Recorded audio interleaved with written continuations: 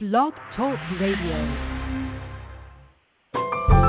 Welcome to Last First Date Radio, featuring interviews with experts in dating, relating, and mating in midlife. And now, here's your host, Sandy Weiner. Hello, hello, hello. Welcome to Last First Date Radio.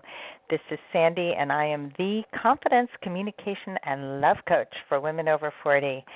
I love bringing you my special guests every Tuesday, and today I am going to be interviewing sex and relationship and dating expert Wendy Newman, and we're going to be talking about first date success secrets. So often we screw up the first date, and people wonder why, like, what's going on? Why didn't he call me back? So you're going to find out today how you can do really well on first dates and really show up as your best self and be memorable and make him feel good. So I can't wait to hear what Wendy has to share. And just want you to know, I'm not sure if you're aware of my group program. I just am introducing a brand new program that starts next Monday, January 15th, 2018. So if you're listening to this in the recording, there's still time to get in. It is called the Woman of Value Love Mastery Program, and it is going to feature everything that I teach in private coaching, but in a group setting. So everything from unraveling your dating patterns from the past and all your love blocks and your family blueprint and how you got to be where you are today, all the way to first date success tips and online dating success. We're really going to redo profiles, and each person is going to get private attention, and you get a half hour of free coaching on top of your bi-monthly group program meetings. And we're meeting on videos, so everybody gets to see each other. There's a private group. There's tons of bonuses, including my Ace the Date course, which teaches you how to be a first date success. So there's also a book about how to stop dating narcissists and people who are emotionally dangerous for you. Lots of goodies. So go to lastfirstdate.com/epiclove. I think that's the URL for it. And I will include it in the show notes for today's show. And every week I bring you a tip on how to be a woman of value. And this week's tip is step number 28, which is your past doesn't limit you. So many people think that because you had a relationship past that was less than toe-curling and epic, that you think that you can't achieve the kind of love that you want. And actually, Wendy Newman is a perfect example of somebody who did the work and found her partner, and we're going to talk about that in just a minute. So please don't let your past determine your future. And for that matter, don't let other people's past determine who they are today. I think we really do a disservice both to ourselves and to the people we're dating when we assume anything about them or us based on our past experiences.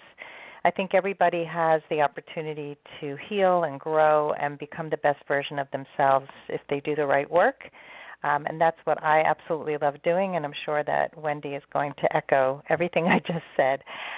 So the last thing I'm going to say before I bring Wendy on is if you're not yet a member of my private Facebook group, which is called Your Last First Date, don't forget the your, join us. The conversation there is positive, it's supportive, it's juicy. It's a place where women can go to ask questions that come up during the dating and relationship process. Everything from, we had a whole question that came up yesterday about shaving your private parts. And so pretty much everything is a go there. Not everything. I mean, it's all, with a positive learning and growing focus. I'm very, very clear about the guidelines, and I uphold them. I've kicked people out for being unkind to each other. So if you want to be supported among 2,020 of your peers, join my Facebook group, Your Last First Date. All right, so we're going to talk about first date success secrets revealed with Wendy Newman. She's a dating success. Okay, let me start this again. She is a dating, sex, and relationship expert, and she's led hundreds of workshops to thousands of people all around the world. She has done extensive research with men to help understand their point of view. Woohoo! She's a compassionate fellow dater, and she navigated her way through 121 first dates before she met her partner, Dave. She has a book out that's called 121 First Dates, How to Succeed. I can't talk today. How to Succeed at Online Dating, Fall in Love, and Live Happily Ever After, really. It's a part tell-all, part dating guide. So welcome to the show, Wendy.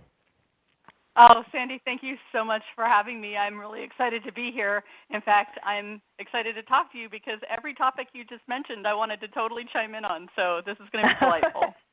I had a feeling. And hopefully you can speak better than I can today. I feel like my words we'll trip over words together. It'll be great. All right. I like to trip together. So, let's talk about the first dates. So first, before we get into first date success, you went on 121 first dates. So what did you learn along the way? Like, what was one of your top lessons that you learned? Oh, my gosh. I learned so much, even all the way to the very end, that if I had known sooner would have just saved me so much time and grief, which is why I wrote the book. One of the things, though, that we talk about like it's an important thing, but it also sounds a little bit goal-oriented, is really becoming clear about what it is you want. And I was clear from the very beginning. I mean, I had a 4-page list that was single-spaced, 12-point font, right? I had a list. And I stuck to my list, which is why it took me so damn long, right? But with the 4-page list, on it, many things conflicted with each other, like having one thing on a list canceled out something else on the list, and I was awake about it, so I was still willing to hold on and know that what I was asking for was nearly impossible, right? but having this monster list didn't really give me any a call in per se, right? So if Sandy, if you saw me and we were going out to coffee and you said, hey, I know a couple of single guys, Wendy, what are you looking for? I would have had to roll my eyes back into my head to dig through that 4-page list. So to really, really, really, really, really distill down the real, true, even if they're not exciting, the real, true 5 to 8 core things that you need, that made all the difference. The minute I could ramble off those 5, 6, 7, 8 things off the top of my head, I want him to be kind of just like me. I want him to be a real smarty pants, a little bit irreverent. He has to be a wordsmith. I know that sounds shallow, but I'm a writer. He needs to, right? So he needs to be chivalrous, right? Once I could ramble off the 8, guess who started coming into my life on almost every date I had after that? Men with those 8 qualities or 5 qualities. So the universe needs some clarity. The universe doesn't do well with 4-page lists. Right, and we get distracted by the wrong things too. So I was speaking to a woman yesterday who's engaged, and she told me she's Indian, and the man she's marrying is white. I don't know, Anglo-Saxon, who knows what but not Indian. Right. And her parents, she's from England, he's from Colorado. I mean, they had such a different background, and she never really took it seriously that they were kind of dating. Like, her parents had this idea in mind that she had to be with an Indian man. And she went on this speed dating thing. She told me how awful it was. 60 men. I have never heard of anything like this. They each got 2 minutes. 2 minutes. She said she was so obnoxious by the end. She was telling them, like, can you ask me a different question, please? Like, come on. And so, then she meets this guy, and they get along great. And, and he's just a fabulous man, and they're going to work it out. And because the core stuff mattered, and she said that there were so many men who were Hindu and other Indian religions that were hypocrites. Like they were, that they weren't really true to the religion that their parents held as so important. And so after going through what you think your list should be, somebody who's Hindu, who's Indian, who's this, who's that, and you realize that those are not really things that make your heart sing. And so, those 5 to 8 traits are things that are really going to be compatible with you and are going to make you really happy. Yeah, and I recommend that women and men put on their list. I always speak to women, so I just threw in the word men there, but I'm really speaking to women. Some men listen. I think, that what I really want on your list really support you, but not support you. I don't mean financially. I mean really empower you. Empower you in a way that both hands are firmly planted on your back, pushing you forward into the world, going, you go. You be the best, biggest, baddest you that you could be, whatever your heart's desire, whether it's to be a CEO or a stay-at-home mom or whatever that is, right? That he sees you and he loves that about you and he is dying to have you have that, and that he wants you filter off to be exactly who you are. That's one of the things that you should be looking for. I love that. I didn't know I didn't know I needed that until I had it. Yeah, to champion you. And men need that too. Men need women to uphold their dreams. And we often end up with people and we're disappointed and we're criticizing, we're emasculating because we wish they were some other way. And it's just so important to like the person you're with and want them to be the best version of themselves. Totally agree with that. Yeah, and that's where men's true success can really shine is if he's well supported by his partner, anything's possible. Right? Anything is possible. Yeah. I mean, you hear this from men all the time. She supported me and made me the man I am today. I mean, this is a constant in a good relationship, and women do the same. And I think women often come across as way too independent. I don't need a man, and we can get into a whole hour discussion on that. So let's talk about the thing that sabotages women on a first date. What have men said that they wish women wouldn't do? Men wish that we would find out who they are instead of trying to find out what their status is. So oftentimes where we feel objectified like a sex object, they feel objectified like a wallet object. And we can't ask out, so how much do you make a year, right? So we're thinking about it. Oh, you work for Google? How long have you worked there? How many people do you manage, right? Doing the math. What's your title? Is it a C-suite title? So they wish that we wouldn't do that thing, and that we'd ask them questions that would lead to getting to know his heart and his intention and what he was up to. And both men and women want that. So instead of the basic checklist questions to see if they qualify, a better question to ask, and a great question to ask if you ever get stuck in a 60-person speed dating event is, what do you love about your life? I like and that gives them that it's so open-ended that they could be shallow and quick with it, or they could really go deep, and you could just go back and forth for 5 hours on, well, what else do you love about your life? And imagine how much you would get to know about someone. I love that question. Yeah, so, in all fairness, I think women ask those questions about the C-suite. I had a client once who only wanted to date men in the C-suite, and I knocked that out of her. But it's often because they need to feel secure and safe. And they're, especially at this age, and my clients are, usually in the 50s to late 60s range, they don't want to be supporting a man. So there are a lot of men who don't have a means to make a living. And let's take this for example. So there's a woman in my group who's dating a man who is an artist, and he lives in his studio, and it's freezing cold in New York where he lives, and she has money, and she lives in a beautiful apartment, and she struggles with how to navigate this relationship because she really cares about him. But the fact that he doesn't earn enough money to live in a place where he has heat on the weekends when the heat is turned off because it's a studio where he works, it could be an issue. So she didn't negate him because he wasn't wealthy. But how would you suggest, in a situation like that, I know it's getting a little off topic, but, where there is such an uneven earning power? Yeah, I'm happy to go off topic. And this is going to be, there isn't a one answer fits all humans scenario for this.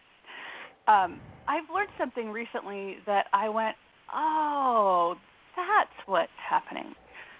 On one hand, wealthy women, and I'm not saying your client is wealthy, but wealthy women have a luxury of doing what wealthy men do. I could never figure it out when I saw the Real Housewives of wherever, right? The Real Housewives of New York. And on the Real Housewives of New York, they're flirting with the hot 22-year-old virile bartender, right? And I would scratch my head and think, why the hell are they bothering with that guy? But that's because I'm a normal person and not a rich person. And as a normal person, my girly interior animal, right, my human instinct is to find someone that can help provide for me. And that 22-year-old bartender is not going to do the trick if I'm living in Manhattan, right? Yeah. So that guy wouldn't get my attention at all. And I couldn't figure out why all these ladies were fawning over him. But once you've got your survival handled with your finances, then you have the luxury to look at status as youth and beauty and virile. So just like men can look at women with youth and beauty, right? So not all the time, some men, as we know, right? So that said, if she has enough to take care of herself, she has a bit of a luxury to decide what her line is. What's her deal breaker? What's going to empower her? And what does she want more? What's apparently for him the cost of entry to be in relationship with him, right? The price of admission is to be cool with how he has chosen to live his life. So my first recommendation is to not try and change him. This is who he is. And now you get to decide for yourself who you're going to be. And not from a judgment standpoint. There's no good, bad, wrong, should, shouldn't in here. You get to say, you get to have preferences about your life and your lifestyle. If you're looking for someone who makes what you make, so you guys can run off to Tahiti every weekend because that's what you're up to because you didn't have kids and that was your promise to yourself, cool, you should have that, but then you shouldn't date this guy. Or if he can comfort you and bring out the best in you and be the most amazing person you've ever been with, and the money isn't important as compared to all the other qualities, cool, you should be with that.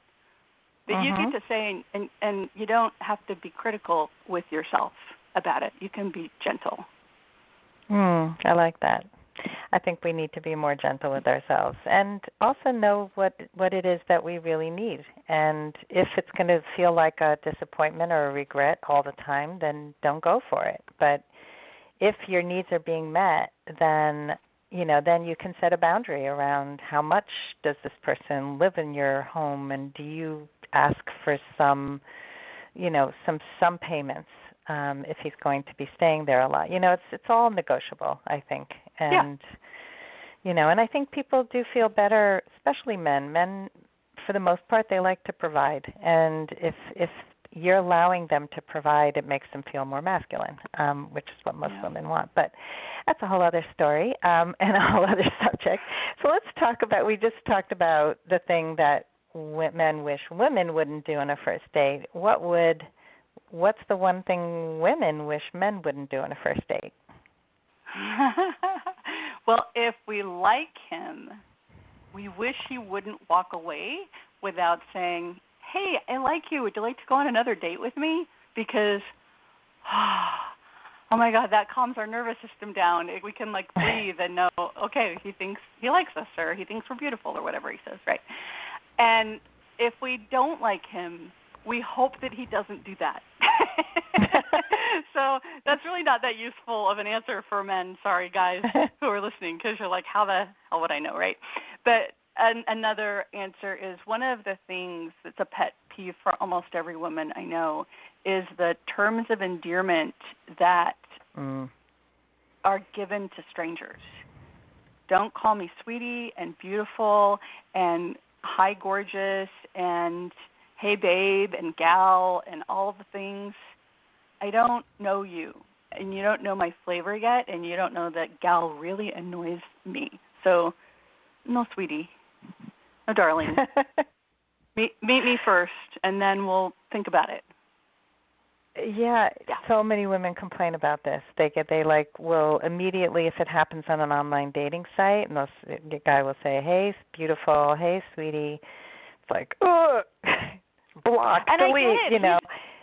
And I get it. He's being friendly. He's being flirty. He's giving her a compliment. I totally get where guys are coming from, but for women, it's just I can't stress it enough. And Sandy, you just too. It creeps us out.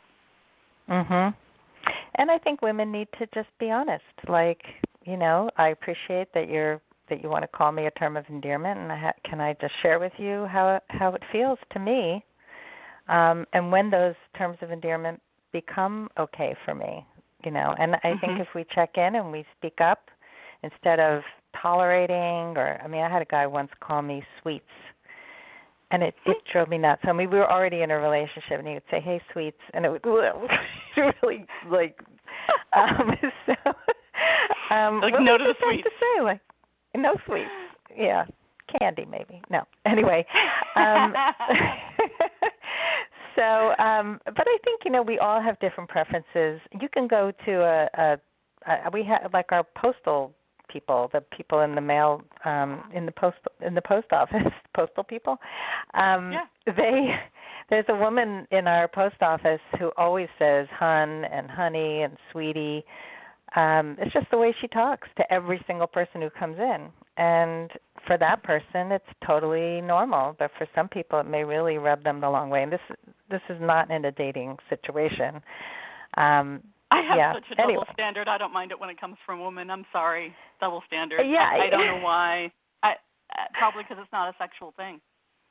Yeah, right? Although my sister was on a webinar with a love expert who called everybody hun, and it really bothered her. It felt very demeaning to her. And also, just like, you don't know me. Like, are you... It just felt off. She couldn't really figure out exactly why. Yeah. Anyway, it's all personal preferences. So let's talk about dating after 40. And why do you feel that it takes longer for people over 40 to find the right fit partner?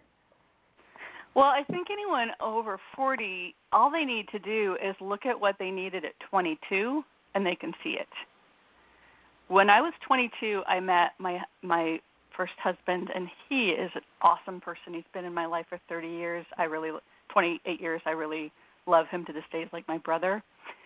And who he was he was really cute, and he hung out with all the cool kids, and he was really cool, and he had a record collection of over 500 records. And when we went out, he would pay, and he would get us around San Francisco in a taxi, and that was what I needed to marry him. Okay. Absurd, right? Yeah. And he's a fantastic human being, and that wasn't all I needed. So at 22, we don't know what we need. We might know what we need now, but we don't know what we're going to need at 35. And at 40, to be honest, we don't know what we're going to need at 55. But at 40, we're going to have a better grasp on who we've become as a mature adult. And we know what we tolerate, and we know who we are, and we know who we're not. So it becomes trickier because we have to navigate being happy. Because anybody can get married. Anybody could find someone standing next to them that's sort of cute and go, hey, let's do this thing. All right. I mean, you see it all the time. The size 18 lady on the front of the National Enquirer, married 7 times in 6 years. Her last one was in Vegas. They knew each other 3 days. It happens. Mm-hmm. Right? We can do this. So it's not about finding someone to marry. It's about finding someone that you can be happy with, someone that will empower you, someone that you can have an enhanced life with. Because it's not about the trade of marrying off so we can all keep the farm together. We're living in the land of enhancement. So we used to get married because we had to out of necessity. Now we get married because it's an enhancement to our life, and we want the emotional connection and the support to do a bigger life than we can do on our own. Takes longer. Yeah, I agree. Although it took me a long time in my 20s too. I thought I knew what I wanted, and I was 28 when I married my husband, almost 29, and I had pretty much given up on love. Just based on my family blueprint, based on past experiences.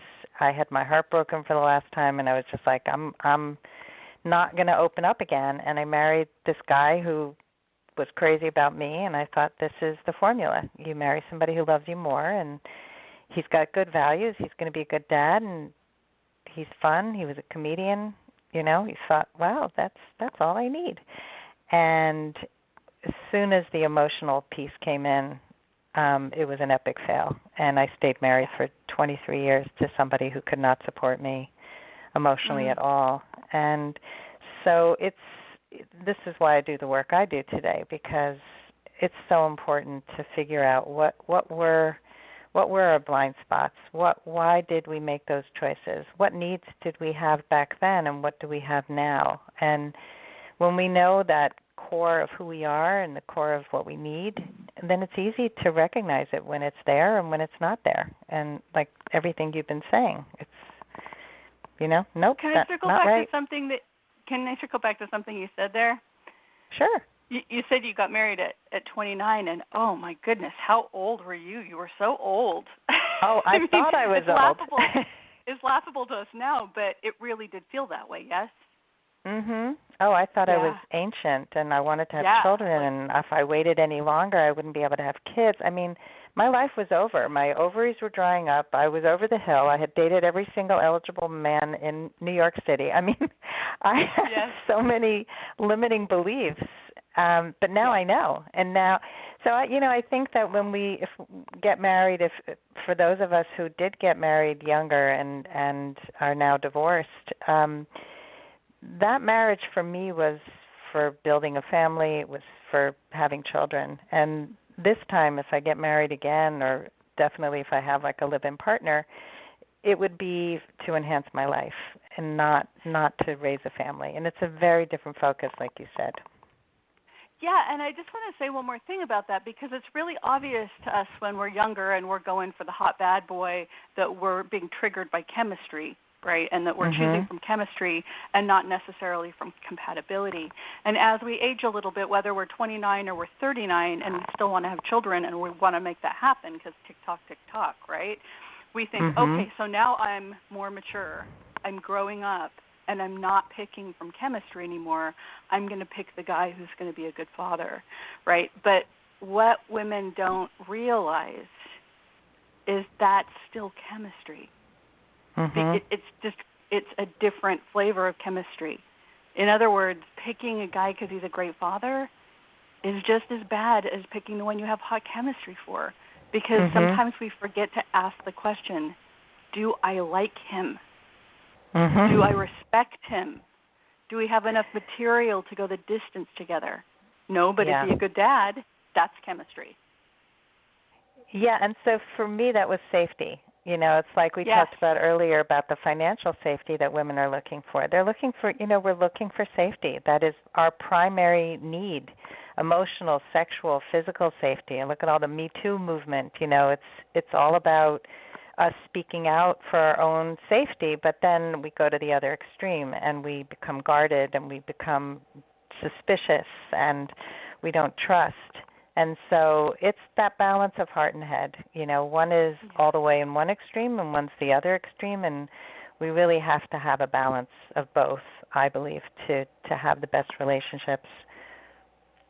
Yeah, and that instinct for safety will have us sell out sometimes. I mean, I look at my own history of dating 121 men, and man, the ones with really, really high status, I would have sold my soul, right? One guy in particular, it just super, super rich, mansions in multiple cities across the country, rich.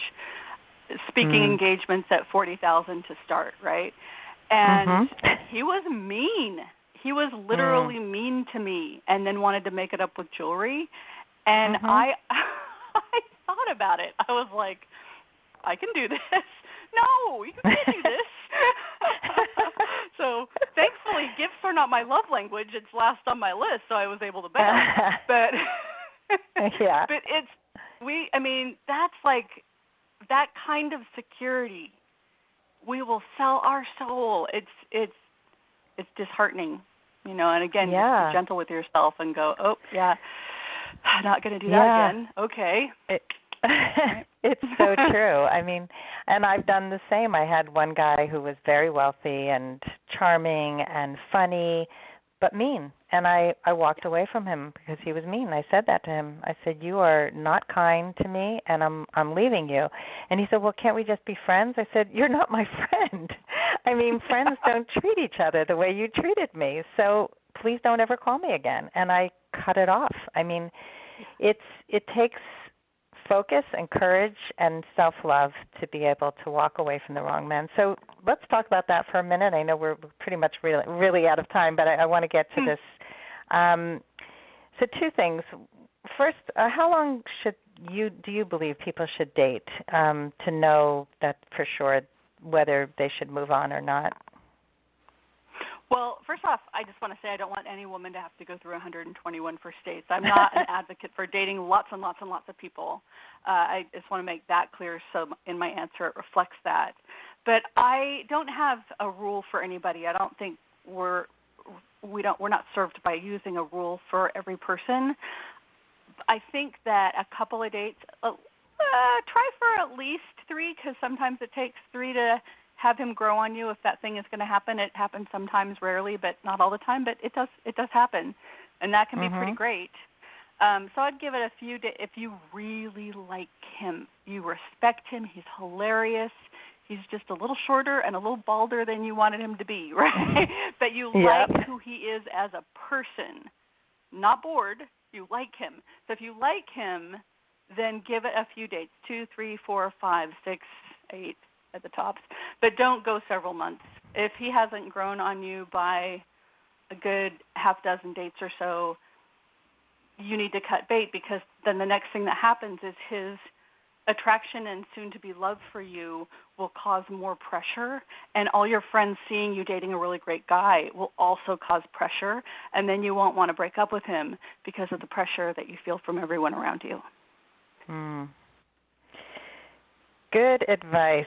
And pretty much everyone who I know who's fallen in love, especially at this age, has fallen in love with somebody who they didn't expect, somebody who it took a few dates and they weren't exactly their type, and they weren't exactly the height and the look and women who say, I only want to date a man with a full head of hair and they're 60 years old. It's like, you're negating like most men out there. So, and he has to have a perfect body and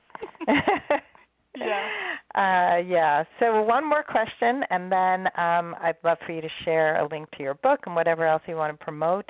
Sure. So what is that one thing that you want people to look for in a date to see if there is lasting potential? I want them to not look at him or her. What I want you to look at is yourself. So when you're on that date, instead of, am I attracting him? How am I doing? Is it getting me? Instead of that, shift gears and look at, how do I feel right now? Am I freaked out? Am I trying too hard? Or can he see who I really am, and this is easy and flow, and I feel funny with him. I feel like I am when I'm with my best friend. How am I doing? Instead of, does he like me yet? I love that. Yeah, I think people go in saying, I hope he likes me, and this is what we talked about in my Ace to Date program with Bobby Palmer, is I hope I like him. and how do I feel? The feeling part is what people miss all the time because they got that checklist and he's got to be in the C-suite and all those other things that keep you from how do you really feel? And you have to ask 16 people how you're supposed to feel because you've lost touch with how you really feel. So we don't want people to do that. But Wendy, this is fabulous, and I could talk to you forever. I really feel this kinship, and it's so much fun to talk. Me too. Oh, thank you. So tell us how people can find you, find your book. Give us links. Yeah, you can find me at wendyspeaks.com, and that's WendySpeaks.com.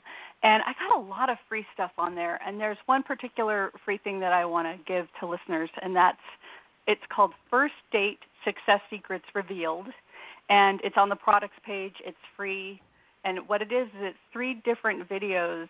One will tell you, oh, God, don't ever say that on a first date. He'll turn. And the second one is, okay, well, now you're not going to say all these things, and you're not going to use your checklist. What are you going to talk about? And then the third thing is what you should be paying attention to and what you can look for to sort them in and out.